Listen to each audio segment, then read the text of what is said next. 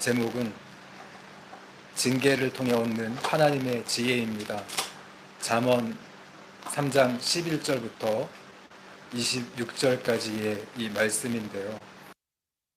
이 말씀을 통해서 우리가 어떻게 하면 하나님의 지혜를 얻고 또 하나님의 지혜를 가지고 이 세상 가운데 빛과 소금으로 또 하나님 말씀을 순종하면서 승리하는 삶을 살아갈까를 함께 이 말씀을 통해서 우리가 깨달아가고 알아가는 귀한 시간이 되기를 바랍니다. 우리 예수님께서는 마태복음 이 10장을 살펴보면 우리 예수님께서는 12제자들을 부르신 후에 그 제자들에게 귀신을 쫓는 능력과 또 병자들을 치유하는 그런 권능을 주셨어요. 그 주신 이유는 이스라엘의 이 잃어버린 영혼들을 구원하기 위해서, 그들에게 복음을 전하기 위해서 그 권능을 주신 거죠.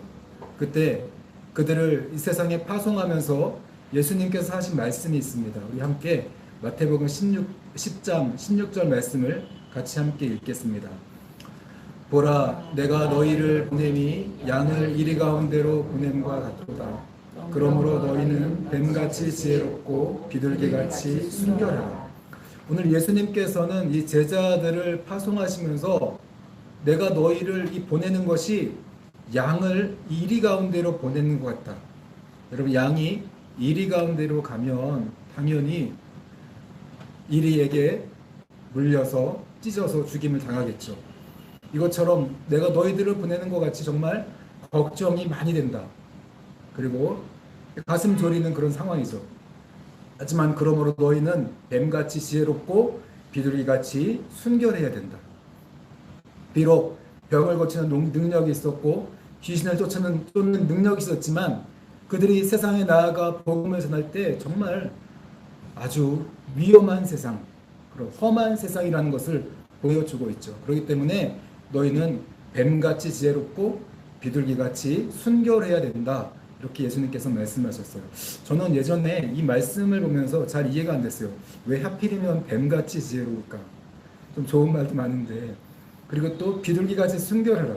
완전히 다르잖아요. 상징, 이미지가 다르게 다가오죠. 뱀같이 지혜롭게 우리 아들을 키워주세요. 진짜 기도 잘 안 나오더라고요. 여러분 어떻습니까? 뱀같이, 뱀 생각하면 이렇게 교활하고 또 네 가지가 없는 것 같고, 우리 아이들이 뱀같이 지혜롭게 키우면 네 가지가 없는 것 같고, 이렇게 잘 그런 기도가 안 나오고 오히려 비둘기같이 순결하라, 착하고 평화롭고 그런 아들처럼 이렇게 자라나라. 그런 기도는 우리가 부모로서 잘 하게 되죠. 우리 아들이 착하게 선하게 잘 컸으면 하는 마음에서 비둘기같이 순결하게 자라게 해주세요. 아마 그런 기도는 쉬울 거예요. 근데 뱀같이 지혜롭고 비둘기같이 순결하게 해주세요. 이 기도가 처음에는 잘 이해가 안 되더라고요. 그런데 오늘 잠언을 공부하다 보면 이 말의 의미를 우리가 보다 깊이 잘 이해할 수 있어요.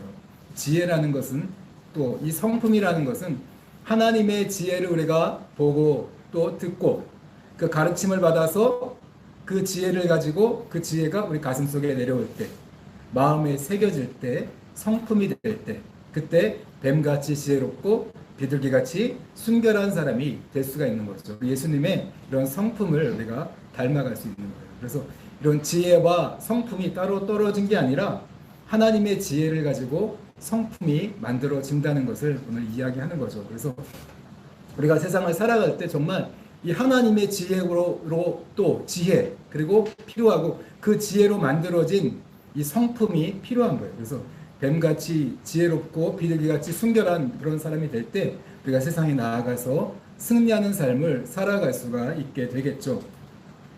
오늘 이 부모들이 이 아이들을 가르칠 때 매를 들어요. 그죠?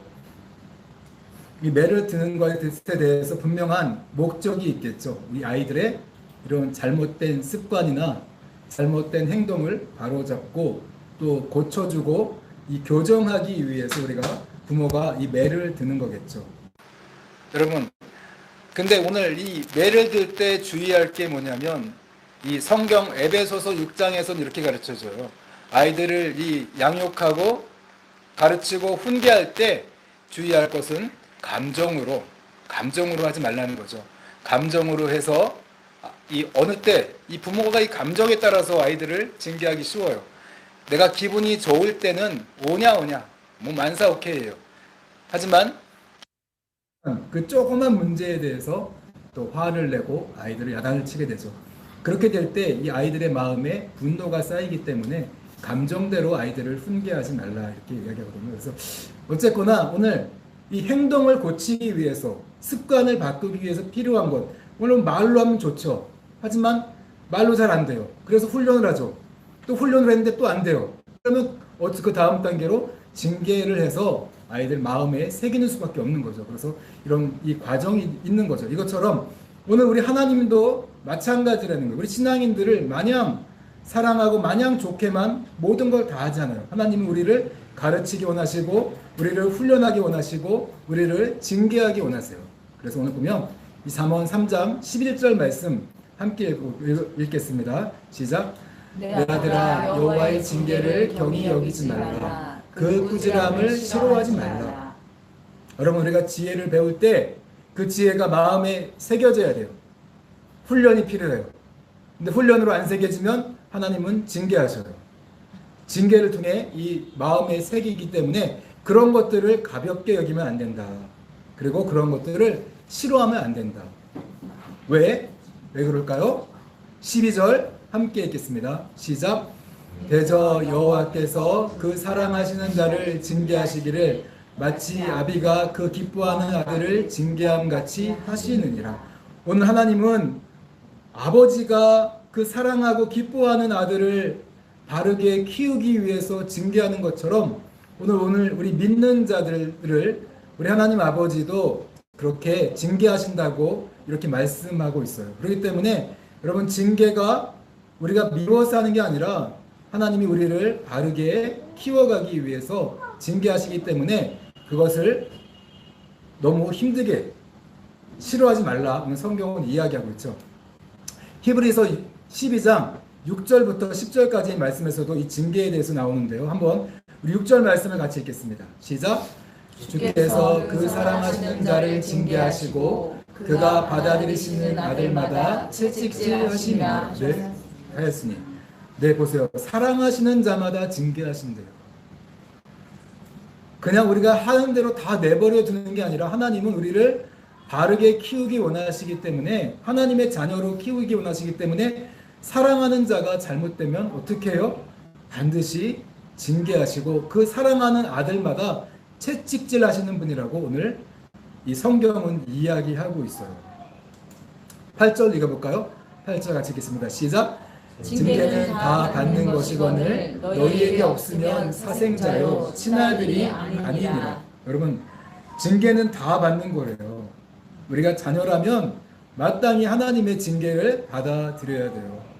징계하는 목적이 분명히 있거든요. 이게 오히려 징계가 없다면 너희는 사생자요 친아들이 아니니라. 내가 막 죄를 지어요. 함부로 사는데 아무렇지 않네. 더 좋네. 잘 되는 것 같네. 여러분 사생자라고 해요. 사생자. 하나님의 자녀가 아니라는 거예요. 하나님의 자녀가 아니면 관심이 없어요. 그래 마음대로 살아. 한 내버려 두시거든요. 그러나 오늘 정말 사랑하는 자녀라면 우리를 사랑하는 자녀라면 우리 하나님은 지혜로 우리를 가르치시고 그 지혜가 우리 마음에 새겨지고 또 우리의 삶이 거룩하게 변화되기 원하시기 때문에 반드시 징계하시는 분이에요. 그래서 징계가 누구에게나 찾아온 거구나. 우리가 징계받을 때 그게 하나님의 사랑이구나. 우리가 빨리 깨달아야 돼요. 캐치해야 돼요. 10절 말씀도 한번 읽어볼까요? 10절 말씀 읽어볼게요. 시작. 그들은 잠시 자기의 뜻대로 우리를 징계하였거니와 오직 하나님은 우리의 유익을 위하여 그의 거룩하심에 참여하게 하시느니라. 네, 하나님은 우리의 유익을 위해 징계한대요. 아버지들은요 잠시 자기들의 뜻대로 자녀들을 징계해요. 하지만 하나님께서 징계하시는 이유는 하나님의 유익이 아니에요. 우리의 유익을 위해서 또 그분의 거룩하신 그 모습에 거룩하심에 참여시키려고 우리가 거룩한 삶을 살게 하시려고 우리를 징계하시는 거라고 이렇게 말씀해 주고 있어요. 그래서 여러분 이 지혜와 징계 이렇게 이야기할 때 우리가 바르게 이해해요. 우리가 아이들을 키우는 거 말로만 잘 키우고 싶다. 누가 때리고 싶겠어요? 누가 야단치고 싶겠어요? 아이들, 이 사랑하는 아이들. 그 부모의 마음이 당연히 아이들 야단치고 싶지 않고 때리기 싫죠. 하지만 여러분 징계가 필요한 이유는요, 말로만 교육이 안 되기 때문에 그래요. 가슴에 새겨져야 아이들의 행동과 습관이 바뀌거든요. 그래서 하나님은 징계하고 훈련도 하고 이렇게 하시는 거예요. 제가 예전에 이 아기들을 키우다 보면 그러잖아요. 이거 뜨거운 거야. 만지면 안 돼. 만지면 안 돼. 말로 되나요? 처음에는 좀 돼요. 말로 막 해서 뭐 망태 할아버지가 온다 막 그게 다 통하나요? 결국에는 어느 날 부모가 없을 때 그 뜨거운 걸 한번 만지죠. 만지고 깜짝 놀라서 울어요. 만지고 나면 그게 가슴에 심겨지죠. 그게 살아있는 지식이 돼요. 아, 저거 만지면 안 되는 거구나. 그때서야 이제 깨달아요. 말로만 안 되다가 직접 경험하고 나면 깨닫는 거죠. 아, 이거 진짜구나. 그 말이 맞구나. 이것처럼 오늘 징계가 필요한 이유는요, 하나님이 그걸 깨닫게 하셔요. 이건 아니라는 것을 우리가 몸으로 깨닫게 하시는 그게 바로 이 징계라는 거죠. 가슴에 새겨지도록. 하나님의 말씀을 많이 들어요. 근데 말씀만 듣고 아, 좋은 것 같은데 실생활에서 적용이 안 돼요. 잘 안 되는데 하나님이 깨닫게 하시면 아, 이거 아니구나. 징계를 통해 깨닫게 하시면 맞아. 이제부터 내가 말씀을 순종하는 사람, 거룩한 삶을 살아가는 사람으로 우리를 변화시켜 간다는 거죠. 그래서 징계가 필요한 거예요. 하나님이 이렇게 징계하신다는 것을 우리가 알아야 돼요. 그래서 자녀를 교육할 때도 말로만 되지 않습니다. 말로만 되지 않아요. 징계, 훈련과 책망과 이런 징계가 필요해서 가슴에 심겨지게 만들어야만 행동이 바뀌고 습관이 바뀌어서 교정되는 거죠. 그래서 야고보서 1장에서는 어떻게 이렇게 이야기하냐면요. 1장 3절 말씀 같이 읽어볼까요? 시작. 너희 믿음의 시련이 인내를 만들어내는 줄 너희가 안다. 네, 여러분 믿음, 하나님을 믿는 사람들에게는 시련이 있어요. 그래서 하나님이 시련을 주셔요. 힘든 일, 어려운 일을 만나게 하십니다. 테스트하셔요. 그때 어떻게 해야 돼요? 참게 만들어. 아무리 막 이렇게 기도해도 안 되고 저렇게 기도해도 안 되고 응답도 안 되고 계속 오랜 시간 그 장시간 동안 이런 고난이 지속이 돼요. 근데 그때 인내하는 걸 배우게 돼요. 인내하면서요. 인내를 통해 하나님이 뭐 하냐면요. 4절 볼게요. 4절 같이 읽겠습니다. 시작. 인내를 온전히 이루라. 이는 너희로 온전하여 구비하여 조금도 부족함이 없게 하려 함이라. 여러분 사람의 성품이 바뀌는 건요. 인내를 통해 바뀌어요. 어느 날 갑자기 하나님을 만나서 바뀌었다. 그렇지 않아요. 만난 후에도 믿음이 시작되면 내가 진짜 바뀌려면 하나님이 정말 참을 수 없는 그런 상황을 만나게 하세요. 어려움의 상황을 직면하게 하시고 그 오랜 시간이 다 이루고 나면 그때서야 온전하고 구비하여 조금도 부족함이 없는 사람이 돼요. 이 말은 무슨 말이냐면요. 하나님 보시기에 부족함이 없는 사람, 하나님이 쓰시기에 부족함이 없는 사람이 된다는 거예요. 내가 성경 공부를 많이 하고 여러분 기도를 열심히 한다고 바뀌는 게 아니라 정말 인내가 필요해요. 어려운 상황, 고난, 그런 아픈 시간, 참을 수 없는 그 고통의 시간들, 그 시간들을 다 지나고 나면, 그거 통과하고 나면 그때서야 하나님이 우리를 아, 내가 너를 이제 정말 사용해야겠다. 너는 정말 부족함이 없는 그런 아이가 되는구나. 아이라는 거죠. 사람이라는 아들이 되고서 하나님 앞에 쓰임받는 그런 사람이 될 수 있다는 거예요. 그래서 여러분 이 믿음의 과정, 거기에 시련이 있고 그 시련을 인내하셔야 돼요. 인내를 하셔야만, 인내를 통과해야만 정말 하나님 앞에 조금도 부족함이 없는 그런 사람이 되는 거예요. 하나님이 우리를 얼마나 사랑하세요.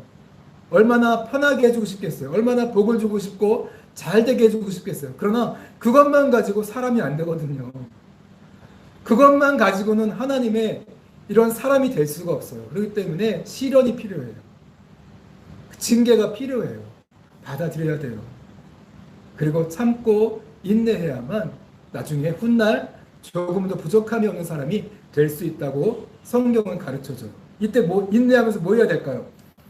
5절 말씀 1장 야고보서 1장 5절 말씀 같이 읽어볼까요? 시작.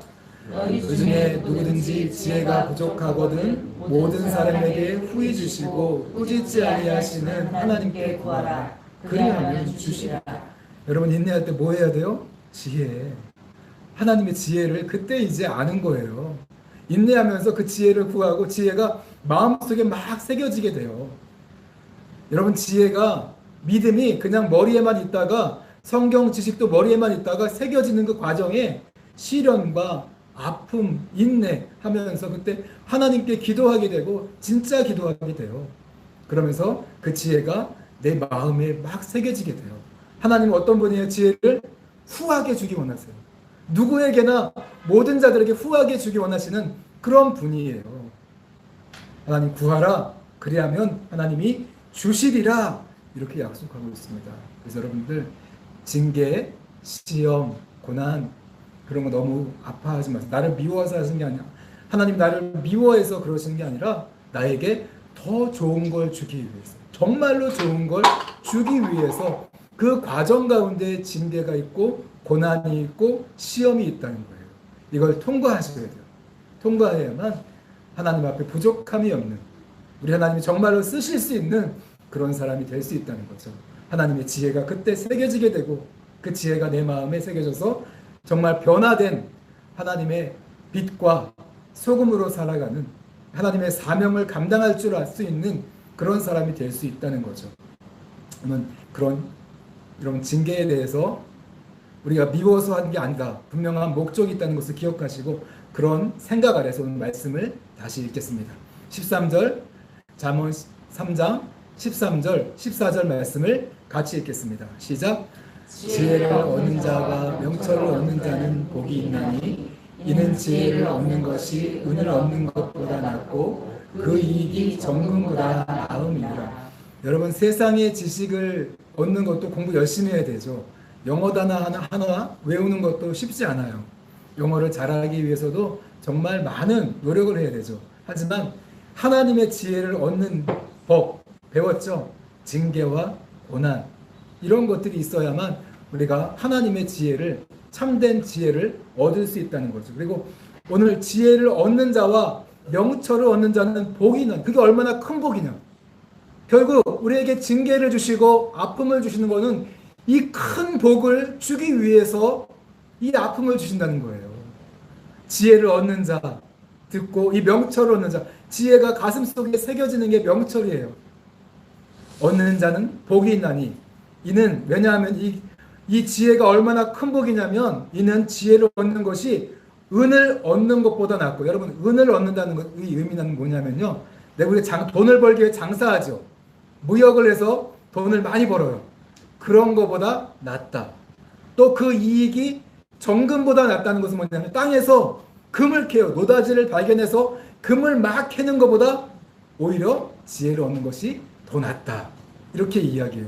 왜냐하면 15절 읽어볼게요. 계속 시작. 지혜는 진주보다 귀하니 내가 사모하는 모든 것으로도 이에 비교할 수 없도다. 오늘 15절의 진주는요. 우리가 가장 귀하게 여기는 보물이에요. 모든 사람들이 다 귀하게 여기는 보물이 있을 거예요. 그러나 그런 보물들보다 오늘 우리가 사모하고 갖고 싶어하는 그 모든 것으로 비교할 수 없는 게 바로 하나님의 지혜다. 이렇게 이야기해주고 있습니다. 세상 그 무엇과도 비교할 수 없는 게 하나님의 지혜다. 왜냐하면 쭉 이야기해요. 16절 읽어볼게요. 시작. 그의 오른손에는 장수가 있고 그의 왼손에는 부귀가 있나니. 여러분 지혜의 오른손에는 장수가 뭐라고 했죠? 가장 큰 복이었어요. 건강하고 오래 사는 이 장수가 있고 왼손에는 뭐가 있어요? 부와 재물과 명예가 있어요. 왼손에는 부귀, 재물, 명예가 이 지혜 안에 있대요. 또 17절 같이 읽겠습니다. 시작. 그 길은 즐거운 길이요 그의 지름길은 다 평강이니라. 여러분 지혜 안에는 마음의 평강도 있어요. 기쁨도 있대요. 마음의 행복한 게 최고 아닙니까? 이 외적인 행복뿐만 아니라 이 마음의 행복도 있대요. 지혜 안에는 지혜를 따라 살면 마음의 행복, 외적인 부와 명예 다 있다는 거예요. 그러니 뭐 세상에 이런 장사를 해서 얻는 은이나 땅을 노다지를 발견한 것보다 지혜가 당연히 더 귀한 거죠. 세상 그 무엇과도 비교할 수 없는 게 이 지혜라는 거예요. 이뿐이 아니에요. 또 있대요. 18절 같이 읽겠습니다. 시작. 지혜는 그 얻은 자에게 생명 나누라. 지혜를 가진 자는 복되도다. 여러분, 아담과 하와가 에덴 동산에서 이 선악과를 따먹음으로 이 생명나무로부터 멀어지게 됐죠. 쫓겨나서 생명나무를 잃게 됐어요. 영원한 생명을 잃게 되죠. 그러나 오늘 지혜를 얻는 자, 하나님의 지혜를 얻는 자에게는 그 생명나무가 회복이 되는 거예요. 영원한 생명까지 주신다니, 여러분 이 지혜가 얼마나 놀랐습니까? 이 외적인 복, 내적인 복, 영원한 생명까지 완벽한 거예요. 완벽한 복이 바로 이 하나님의 지혜예요. 근데 오늘 하나님의 지혜가 그냥 공짜로 주어지는 게 아니라 뭐가 필요하다고 했죠? 시험과 징계와 고난, 인내가 필요해요. 그리고 하나님께 기도함으로 구해야 돼요. 구하면 하나님이 주신대요. 어느 한순간에 얻는 것이 아니라 이런 과정을 통해서 얻는다는 거. 이 좋은 걸 주기 위해서, 이 귀한 걸 주기 위해서 우리에게 시험을 주셨구나. 그래서 너희가 여러 가지 이 시험을 만나거든 어떻게 해야 돼요? 야고보서 보니까 기쁘게 여기라고 했어요. 기뻐해야 돼요. 여러분 매 순간 시험이 왔다고 나는 왜 이 모양이냐고 원망하지 마시고, 이런 어려운 순간들이 찾아올 때 오히려 감사하고 하나님이 뭘 주실까 기대해야 돼요. 좋은 걸 주기를 원하시는구나. 이 놀라운 복 보세요. 장수, 부귀, 내적인 즐거움, 행복, 기쁨, 평안, 영원한 생명. 이거보다 귀한 게 있습니까? 어떤 게 이걸 줍니까? 이걸 주기 원하신다는 거예요. 아버지는요, 우리에게 정말 좋은 걸 주기 원하신다는 거예요. 그렇기 때문에 이런 지금의 시련과 아픔, 힘들지만 하나님 앞에 기도하고 인내하면서 그 시간들을 잘 견뎌내라는 거예요. 그러면 하나님이 좋은 걸로, 이 귀한 걸로 주신다는 거죠. 19절 같이 읽겠습니다. 시작. 여호와께서는 지혜로 땅에 터를 놓으셨으며 명철로 하늘을 견고히 세우셨고. 여러분, 하나님이 이 세상을 창조하신 게 뭐예요? 지혜예요. 이 세상을 만든 지혜, 그 지혜를 오늘 우리에게 주기 원하신대요. 그 지혜를 우리에게 알게 하시기 원한대요. 세상에 이런 꽃 하나만 보더라도 그 섭리가 얼마나 대단합니까? 날아가는 곤충 한 마리만 보더라도 얼마나 놀라워요, 지혜가. 그 지혜를 하나님은 우리에게 주기 원하신다는 거예요. 하나님은 그 지혜를, 세상을 만들었다. 그 지혜가 얼마나 귀하고 놀라운 건지 아니? 20절 읽어볼게요. 시작. 그의 지식으로 깊은 바다를 갈라지게 하셨으며 공중에서 이슬이 내리게 하셨느니라. 여러분, 이 바다와 바다를 갈라서 공중을 만들고 이 별들을 만들고 땅을 만들고 식물을 심고 동물을 넣어서 광합성을 하면서 그 모든 서로가 살아가게 하는 섭리가 얼마나 놀랍습니까? 하나님의 지식이 얼마나 놀라워요. 이 온 우주 만물에는 하나님의 지혜와 하나님의 성품이 담겨 있어요. 그거를 오늘 우리에게 주기 원하신다는 거예요. 그 놀라운 지혜와 성품을 하나님이 우리에게 주기 원하셔요. 이 귀한 걸 주기 원하신다는 거죠. 21절, 22절 같이 읽겠습니다. 시작. 내 아들아, 완전한 지혜와 근신을 지키고 이것들이 내 눈앞에서 떠나지 말게 하라. 그리하면 그것이 내 영혼의 생명이 되며 내 목의 장식이 되리니. 내 아들아, 오늘 하나님은 이 지혜를 통해서 우리에게 이 성품을 만들어가고 세상을 이기는 이 완전한 지혜를 주시고, 그리고 신중하게 판단하고 신중하게 행동하게 하신다는 거죠. 그래서 오늘 우리가 하나님의 지혜를 우리가 배우고 지혜가 마음에 새겨지고 성품이 돼서 이제 살아갈 때 어떻게 살아가요? 이전처럼 살아가는 게 아니라 이 하나님이 완전한 지혜를 가지고 주신 그 지혜를 가지고 세상을 분별하고 판단해서 신중하게 행동하게 하신다는 거예요. 그래야면 어떻게 돼요? 그것이 내 영혼의 생명이 되며 지혜가 내 마음에 들어오고 성품이 들어오기 때문에 내 목에 장식이 된대요. 달라져요. 여러분, 하나님의 지혜가 있는 사람은 달라집니다. 기름 부음이 흘러가는 사람이 돼요. 설교를 듣더라도 정말 깨달음이 있는 사람들, 하나님의 지혜를 경험한 사람들에게는요, 이 깨달음의 언어, 기름 부음의 언어가 흘러갑니다. 몸소 경험한 사람들은 정말 한마디를 하더라도 사람들에게 깨달음을 주는, 마음을 편안하게 해주고 시원하게 해주는 그런 말을 하게 돼요. 오늘 내 목에 장식이 된대요. 그래서 사람들 앞에 인정받고 또 매력적인 사람이 될 수가 있다는 거예요. 이렇게 하나님은 우리에게 지혜와 그 명철을 주셔서 우리의 삶이, 우리의 성품이 변화되고 사람들에게 매력적인 사람, 이런 매력적인 모습으로 복음을 전해야죠. 그렇죠? 매력적이지 못하고 사람들에게 이런 사람들의 관심을 끌지 못하는 그런 지저분한 모습, 타락한 모습 그대로 하나님의 복음을 전한다면 사람들이 잘 받아들이겠습니까? 그렇지 않겠죠. 오늘 우리 지혜로 이런 징계와 고난, 시험을 통과한 후에 하나님의 지혜로 채워지고 성품이 바뀌고 이제 정말 하나님의 지혜가 있는 생명이 흐르는 기름 부음이 흐르는 사람이 되어서 사람들에게 다가가 한마디를 하더라도 설득력이 있고 사람들이 호의적으로 받아들이게 되겠죠. 함부로 대할 수 없는 매력적인 사람이 된다는 거예요.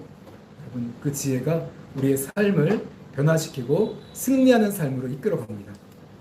23절 계속 읽겠습니다. 시작. 내가 내 길을 평안히 행하겠고 내 발이 거치지 아니하겠으며. 여러분, 하나님의 지혜를 경험하기 전에는요, 하나님의 지혜로 내가 변화되기 전에는요, 평안히 행하기 어려워요. 문제가 생기고 하나 해결되면 또 와요. 또 해결되면 또 와요. 계속 와요. 근데 그런 과정들을 거치면서 인내해야 돼요. 인내하면 그 과정이 끝나게 돼요. 끝나고 나면 이제 하나님이 함께하는, 조금도 부족함이 없는 그런 사람이 돼서 내 발이 거치지 않는데, 넘어지지 않는데요. 넘어지지 않는 그런 삶을 살아가게 되는 거예요. 저는요, 예전에 시험 당할 때 나는 평생 이렇게 사나 보다. 고난이 나한테 평생, 신앙인이 이런 건가? 평생 이런 고난을 겪어야 되나? 그렇게 생각했어요.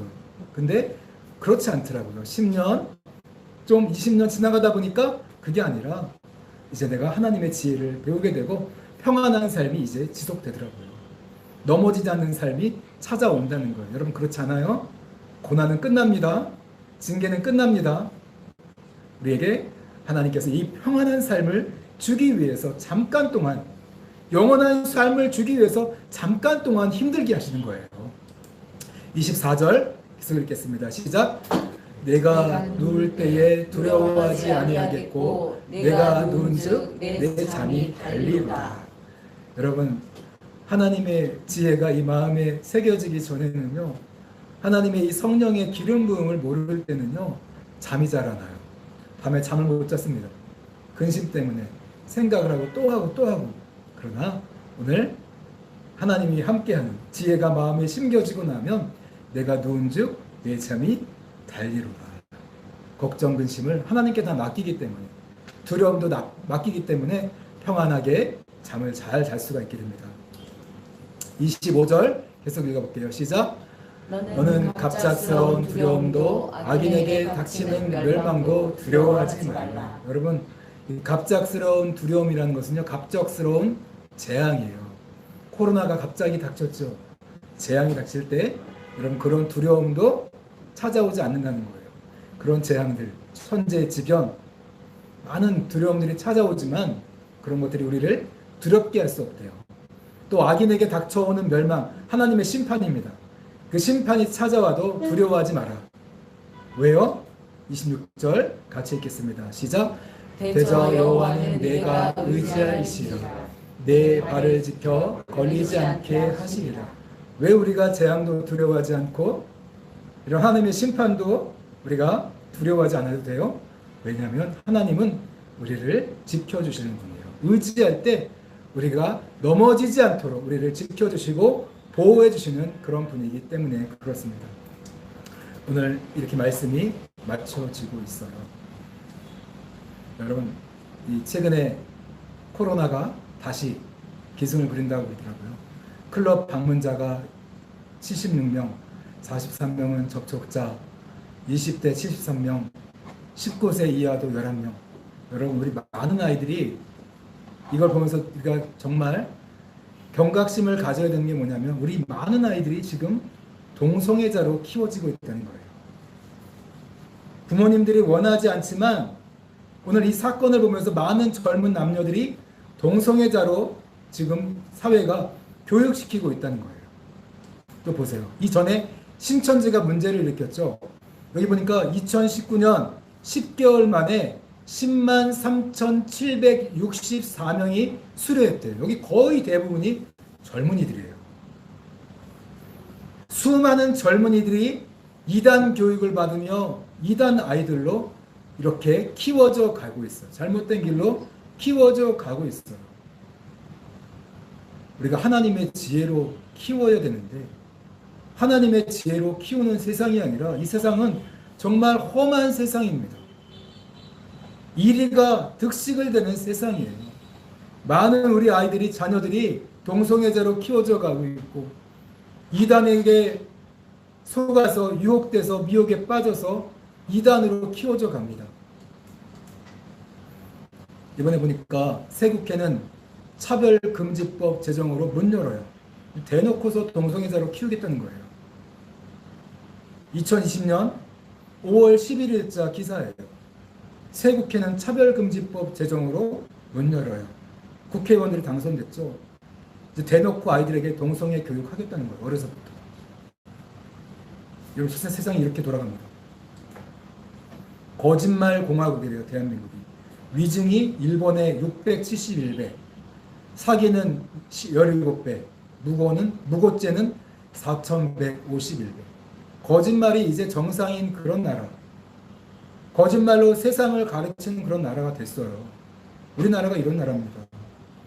험한 세상. 우리가 어떻게 살아가야 되겠습니까? 또 우리 자녀들을 어떻게 우리가 신앙인들을 키워야 되겠습니까? 오늘 예수님 말씀하시죠. 뱀같이 지혜롭고 비둘기같이 순결해. 오늘 우리가 정말 뱀같이 지혜롭게 자라야 돼요. 또 비둘기같이 순결해, 순수하게 자라나야 돼요.